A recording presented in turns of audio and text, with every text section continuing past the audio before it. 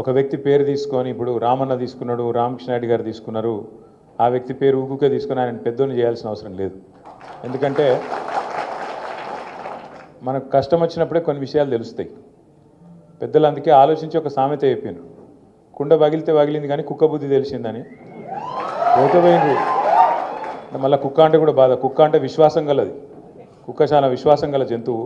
వాళ్ళు అట్లా పోలిస్తే కుక్కల సంఘం వచ్చి ఇప్పుడు నన్ను మళ్ళీ నాతో పంచాయతీ పెట్టుకుంటే కష్టం. అరే మేము విశ్వాసం గల గాలతో పోలుస్తామని. అందుకే కుక్క కాదు నక్క అని మార్చుకోవాలి మనం. ఎందుకంటే ఉంటారు ఇప్పుడు పదవులు వయస్సు అవి రాగానే మనుషులకు ఒక గౌరవం అనేది దక్కదు. కష్టంలో ఉంటే కూడా తల్లి లాంటి పార్టీని నమ్ముకొని ఉండేటోడే నిజమైన నాయకుడు, నిజమైన కార్యకర్త అయితే తప్ప ప్రతి పార్టీలో ప్రతి సంస్థలో రెండు రకాల వ్యక్తులు ఉంటారు. ఒకటి పోరాటవాదులు ఉంటారు.